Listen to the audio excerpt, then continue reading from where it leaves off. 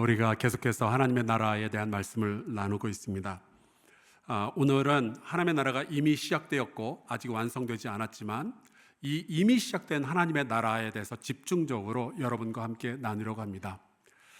그런데 말씀을 나누면서 제가 느끼는 것이, 제가 말하고 싶은 것은 이만큼인데 언어의 한계가 너무 강력한 것 같아요. 그래서 제가 전달할 수 있는 것이 극히 제한되어져 있다는 좀 안타까움이 있습니다.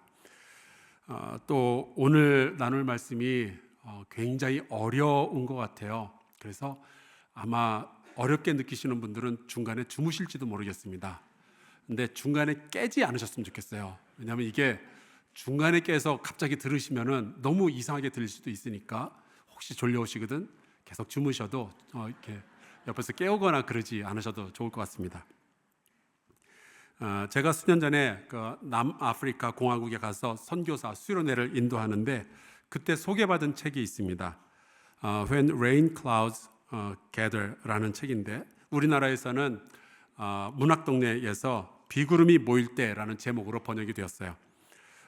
사실은 제가 남아공의 그 아파르테헤이트, 인종 분리 정책에 대해서 굉장히 관심이 많이 있었거든요. 제가 유학 시절에 그 에모리 대학에서 공부할 때 그 데스몬드 투투 주교에게서 직접 수업을 들었었고요. 또 아파르테헤이트가 얼마나 가슴 아픈 기억인지에 대해서 그의 경험담을 직접 들은 적이 있습니다. 근데 마침 남아공에서 이 책을 소개를 받은 거예요. 이 책을 쓴 저자 베시 헤드는 백인의 피가 약간 섞인 흑인입니다. 또 신문 기자였고요. 그런데 이 남아공의 인종 분리 정책 때문에 너무 많은 차별을 받았던 거예요. 근데 마침 이 인종 분리 정책에 반대해서 싸우던 넬슨 만델라는 붙잡혀서 감옥에 보내지게 되고요. 그래서 이 저자는 세상에 염증을 느낍니다. 그러면서 우울증에 빠졌어요. 결국 남편과 이혼하고 아들 하나를 데리고 남아공을 떠나 지금의 보츠와나로 망명을 하게 되죠. 그리고 거기에서 살면서 자기의 아팠던 그 경험을 담아서 이 소설을 쓰게 된 겁니다. 이 소설의 주인공은 마카야라는 남자예요. 이 사람도 이 지은이처럼 탄압을 피해서 남아공에서 보츠와나로 도망간 사람이죠. 그리고 골레마음 미디라는 마을에 이제 정착해서 우연히 그곳에서 만난 영국인 길버트와 함께 그 마을을 낙원으로 만들려고 시도를 합니다. 그동안 제가 소개했던 여러 그 유토피아 소설들은 우연히 어디 히말라야에서 발견하고 이런 내용이었는데, 여기서는 주인공이 직접 자기 손으로 유토피아를 만들겠다라고 시도를 하는 차이점이 있죠. 주인공은 이 소설 가운데 이런 이야기를 합니다. 가난한 사람들은 모두 나한테 달라붙어서 나와 함께 백만장자가 되어야 해요. 그렇게 되면 내가 죽을 때쯤 아프리카에는 가난이 없어질 겁니다. 너무 멋진 꿈이죠. 그런데 이 주인공이 시도하는 이 유토피아를 건설하는 그 꿈이 계속해서 방해를 받게 돼요. 왜냐하면은 백인들보다 더 나쁜 흑인들이 있다는 것을 발견하게 된 거예요. 주인공은 늘 백인들에게만 분노가 있었어요. 그런데 이 골레마음 미디라는 마을에 와서 보니까 흑인들도 권력에 대한 욕망과 오랜 관습으로 인한 여성에 대한 차별과 착취의 문화에서 벗어나질 못하고 있는 거죠. 오래된 이 부족 문화에서 벗어나지 않는 거예요. 심지어 착한 사람들도 이 오랜 관습에서 벗어나질 못하니까 새로운 세상을 만들지 못한다는 것을 알게 됩니다. 저자 베시 헤드가 사실은 이 소설을 통해서 아프리카의 사람들에게 전하고 싶은 메시지가 있었어요. 제대로 된 세상을 만들고 싶다면 백인들만 몰아낼 것이 아니라 우리 흑인들부터 바뀌어야 되지 않겠느냐, 이 이야기를 하고 싶었던 거죠. 이렇게 과거와 아니면 남성 위주의 관습에서 이렇게 묶여서 산다면 백인들이 사라진다고 해서 아프리카가 더 나아질 것이 뭐가 있겠느냐 하는 거예요.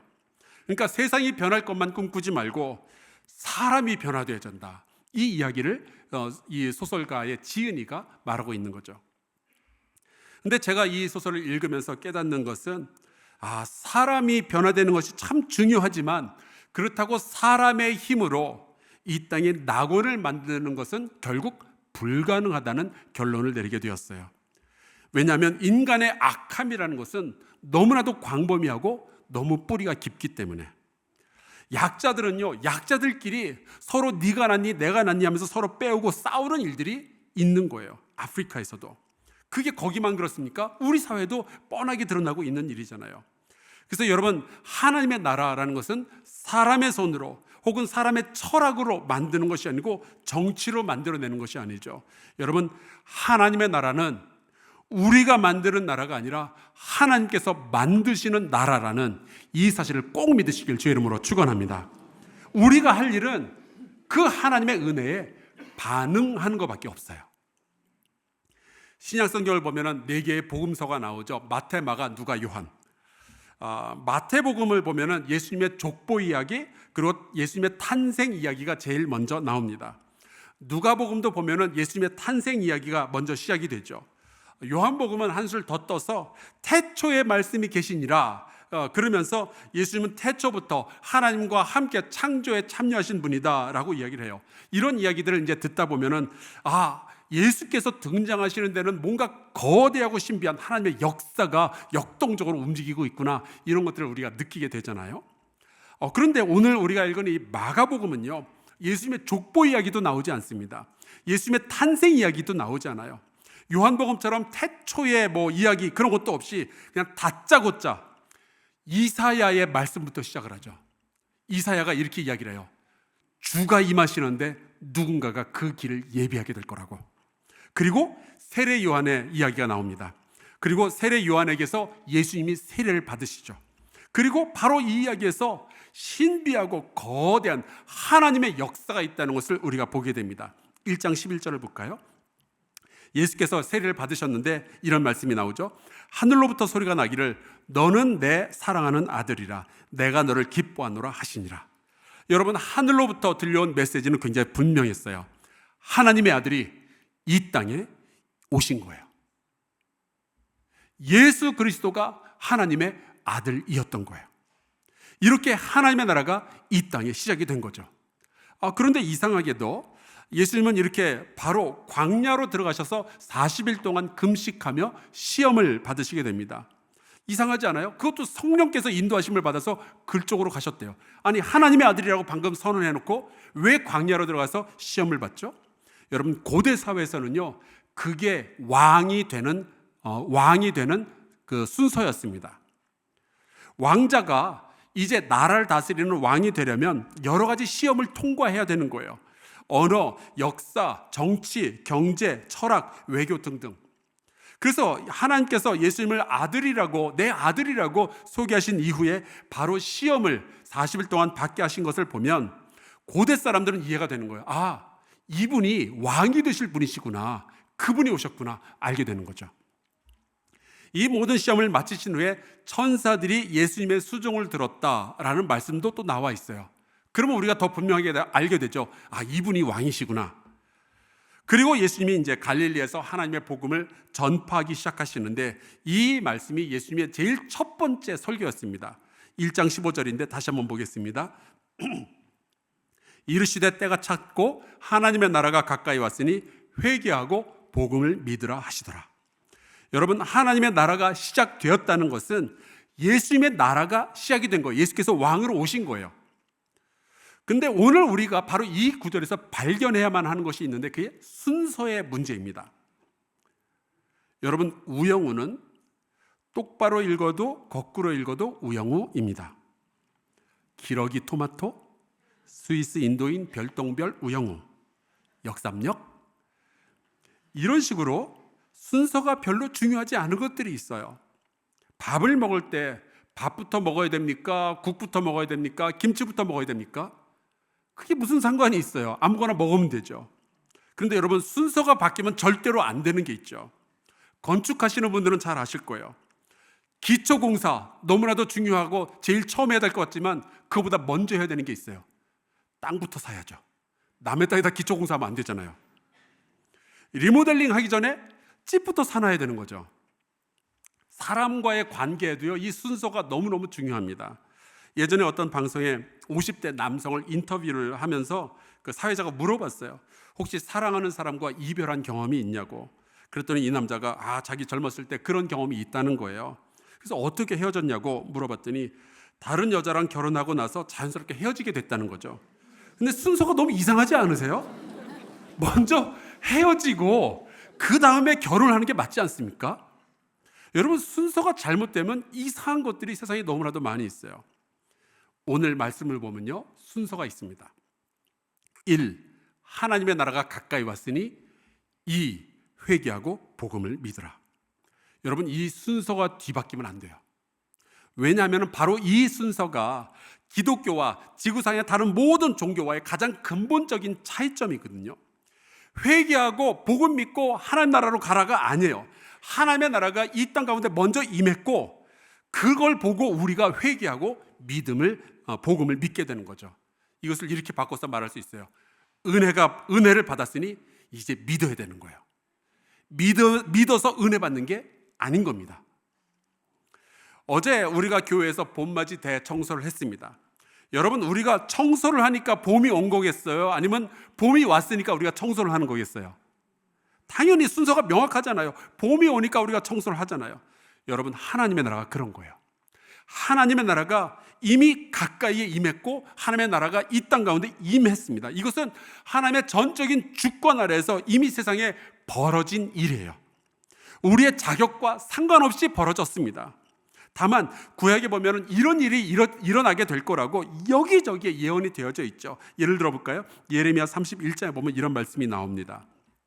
그러나 그날 후에 내가 이스라엘 집과 맺을 언약은 이러하니 곧 내가 나의 법을 그들의 속에 두며 그들의 마음에 기록하여 나는 그들의 하나님이 되고 그들은 내 백성이 될 것이라. 여호와의 말씀이니라. 여러분, 이 말씀은 포로기 이후에 예루살렘에 돌아오게 될 이스라엘 백성에 대한 이야기인가 했더니 그게 아니에요. 왜냐하면 구약의 맨 마지막에 보면 말라기라는 책이 나오는데 말라기 3장에도 이런 말씀이 나오거든요.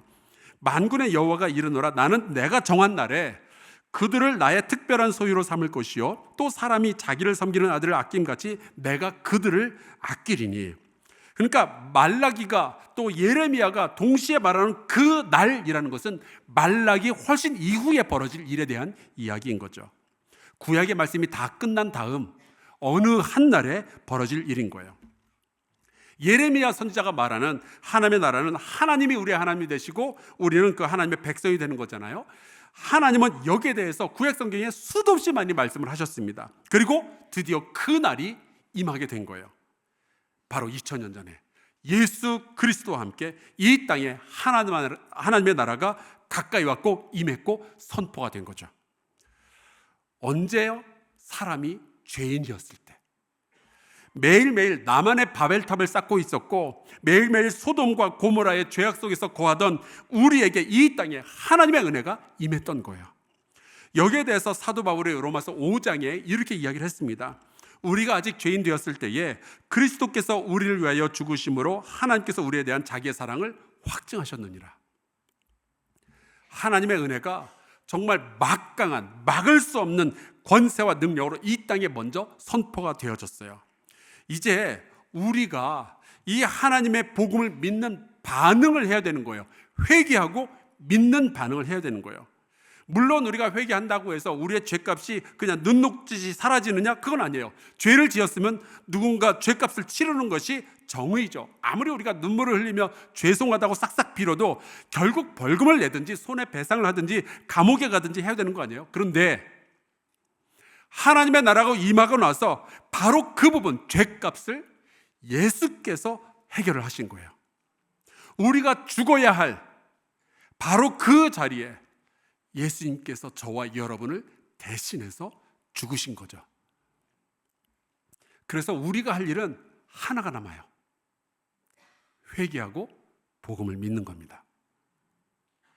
자, 그러면 회개가 뭘까요? 그 핵심은요, 나의 진짜 왕을 알아보는 거예요. 그리고 그분 앞에 엎드려 경배하는 거죠. 누가복음 20장에 보면은 포도원의 비유가 나와요. 포도원 주인이 이제 종들에게 포도원을 맡기고 먼 나라로 가죠. 그리고 이제 포도를 추수할 때가 되었을 때 그 추수한 것의 일부를 받기 위해서 종들을 3번 연달아 보내게 됩니다. 당연하죠. 포도원의 진짜 주인이니까. 그런데 포도원을 관리하던 종들이 굉장히 악했어요. 그래서 주인이 보낸 사람들을 막 때리고 빈손으로 돌려보내죠. 이 포도원에서 난 것은 우리가 다 먹겠다, 그런 이야기예요. 그때 진짜 주인이 고민하면서 이런 이야기를 하죠. 누가복음 20장 13절. 포도원 주인이 이르되 어찌할까? 여러분, 고뇌가 보이지 않습니까? 그리고 결단을 내려요.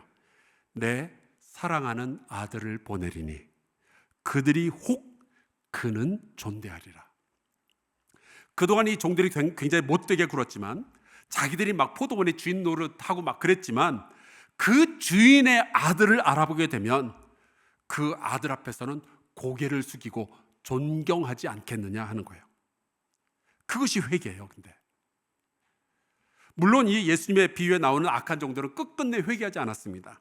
주인의 기대와 달리 이 포도원의 종들은 이 아들마저 죽이죠. 그리고 아예 이 포도원을 차지하려고 합니다. 그리고 이 악한 종들의 끝은 멸망으로 맺게 됩니다. 여러분, 예수 그리스도와 함께 이 땅에 하나님의 나라가 임한 것은요, 정말 엄청난 은혜예요. 우리가 감당할 수 없을 만큼 엄청난 은혜입니다. 그렇다면은 여전히 내 마음대로 살려고 하고, 여전히 내가 스스로 내 인생의 왕이 되려고 하는 삶을 살려는 그 시대는 이제 막을 내려야 되는 거죠. 내가 내 세상을 만들어서 마음대로 살려고 하는 것을 멈추고 예수 그리스도를 우리의 진짜 주인으로 모셔드리기를 주의 이름으로 축원합니다. 이것이 회개인 거예요. 이제 우리는 나의 왕좌에서 일어나 나의 진짜 주인이신 하나님 앞에 엎드려야 되는 거죠.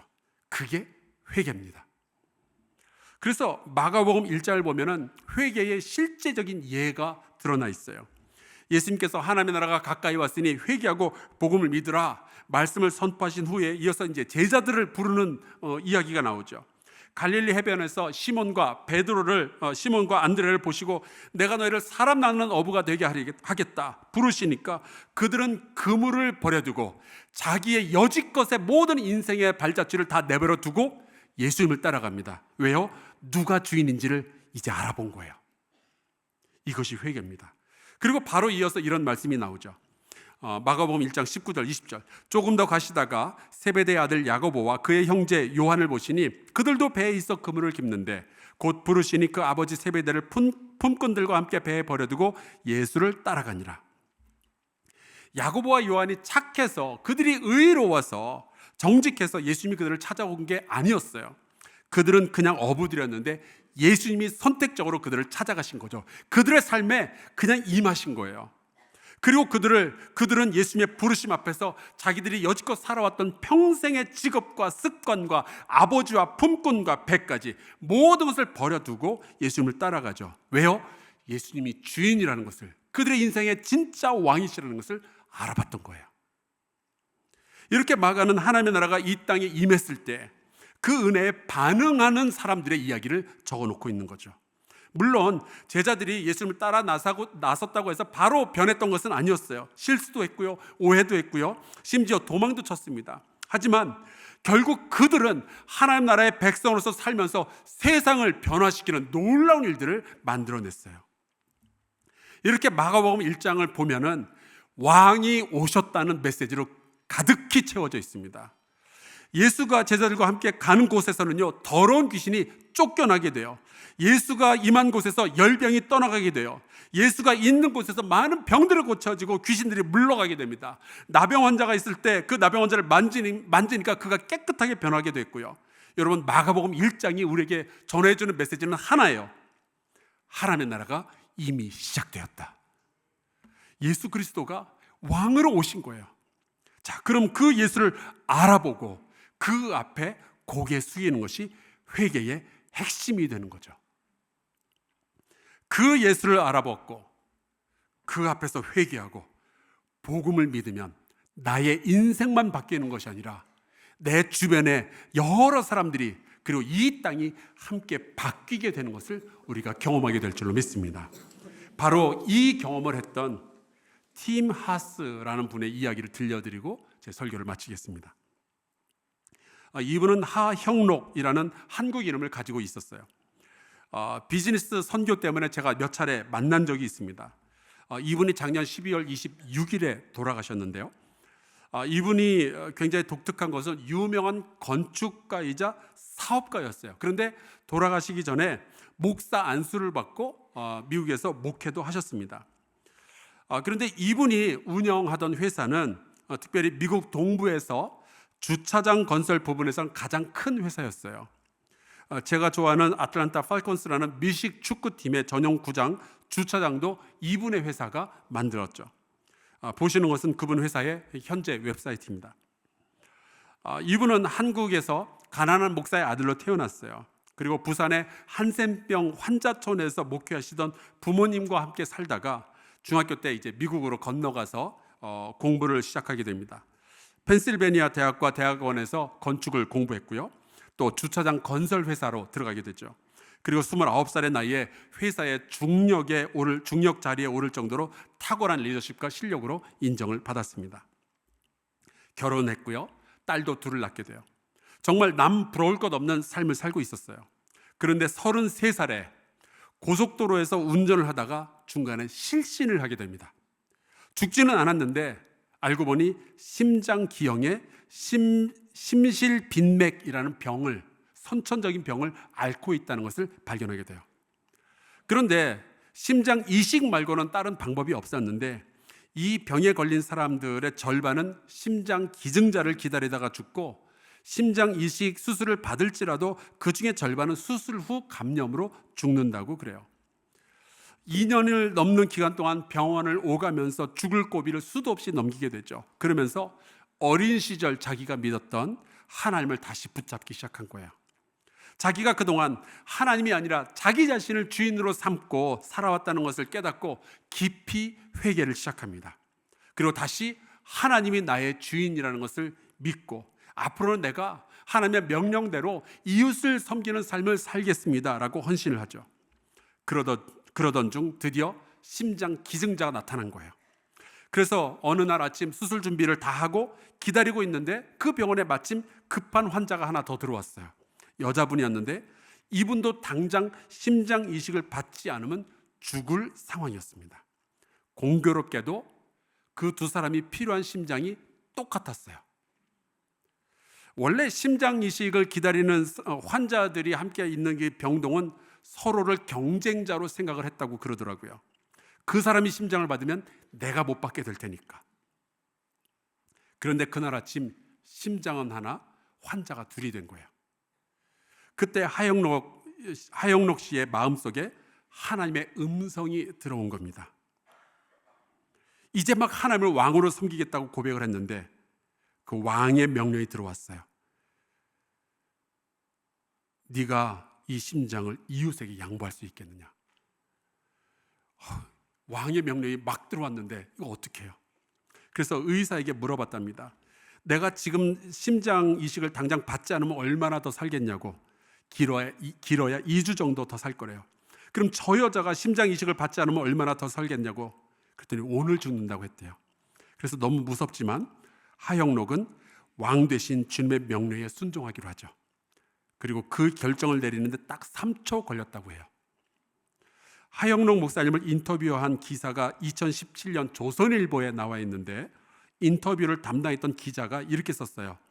그 3초 사이에 대체 이 우주에 무슨 일이 벌어진 걸까?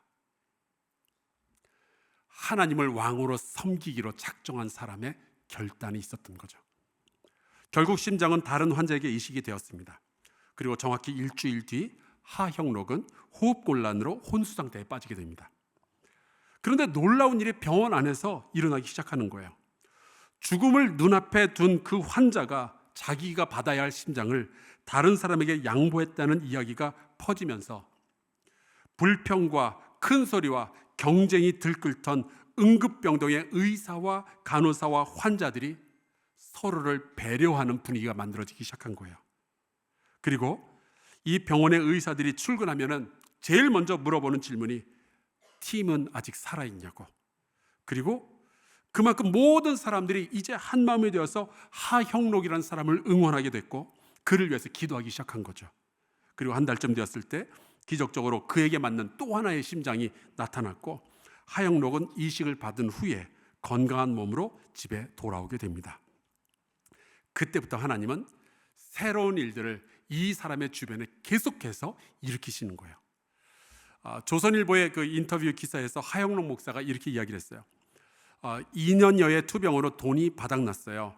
4인 가족 생활비도 없어서 딸아이는 밑창이 구멍 뚫린 운동화를 신고 다녀야만 했죠. 가장 큰 문제는 약값이었어요. 한 달 약값만 무려 170만 원이었습니다.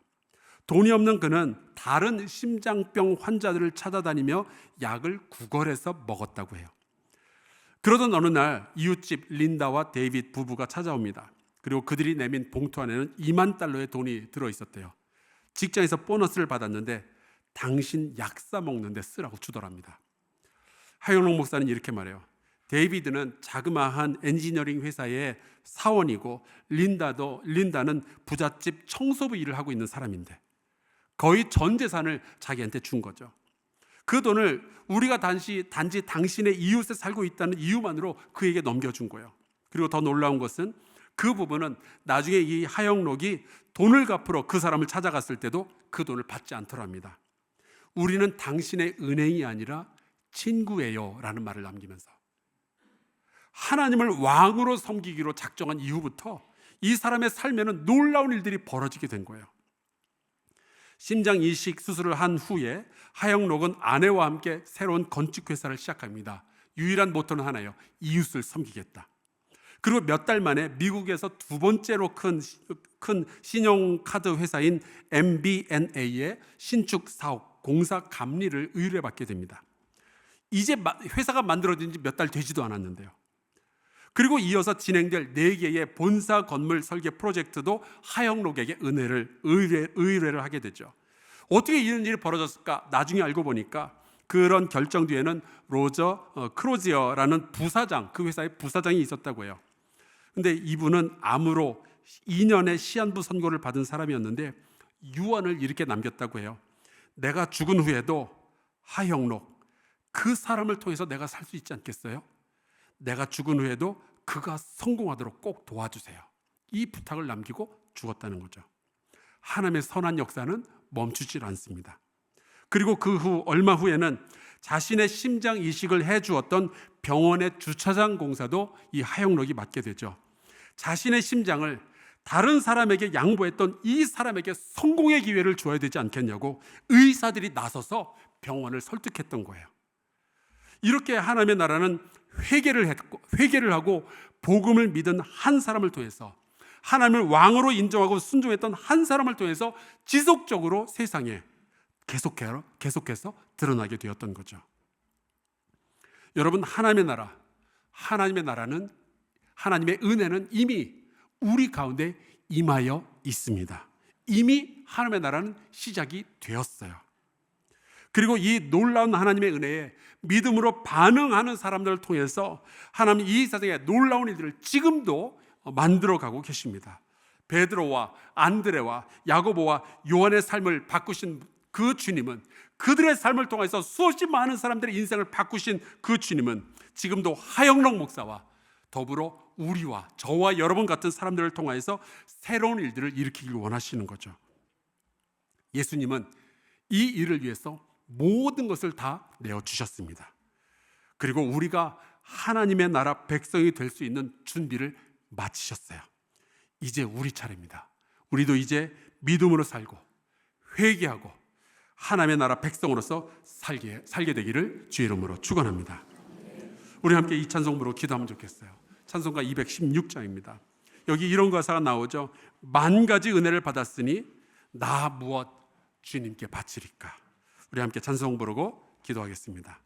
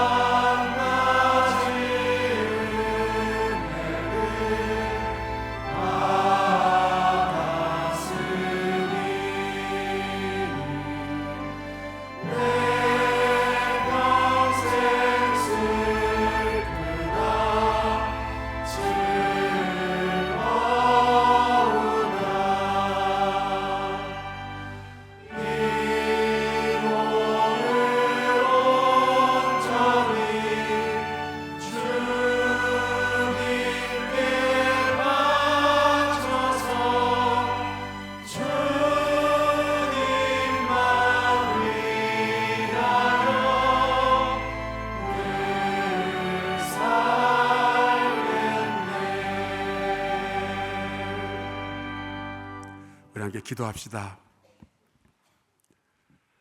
하나님의 나라는 이 땅에 이미 시작이 되었습니다. 이제 예수 그리스도가 우리를 다스리시는 왕이 되셨습니다.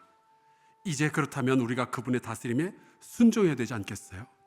우리 회개하고 복음을 믿어야 되지 않겠습니까? 날마다 그리해야 되지 않겠습니까? 그래서 하나님의 나라가 내 삶 가운데 그리고 이 땅에 더 선명하게 드러나게 해달라고, 더 많은 사람들이 하나님을 왕으로 알아보고 섬기게 해달라고 우리 같이 통성으로 기도하겠습니다. 전하신 하나님 아버지, 주님 앞에 간절히 부탁합니다.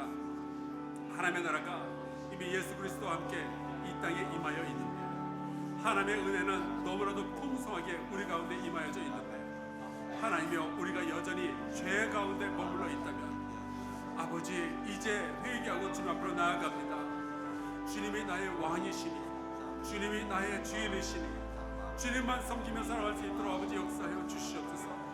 내 하나님이여 나를 돌보시기를 간절히 소망합니다. 요하나의 하나님 붙잡아 주시옵소서.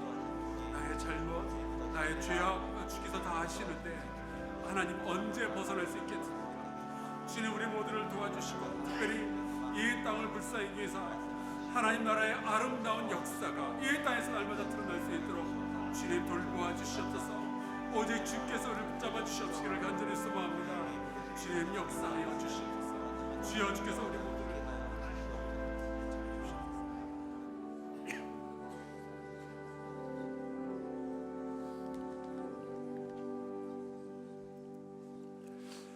하나님, 우리처럼 죄 많은 사람들을 여전히 사랑해 주시니 감사합니다.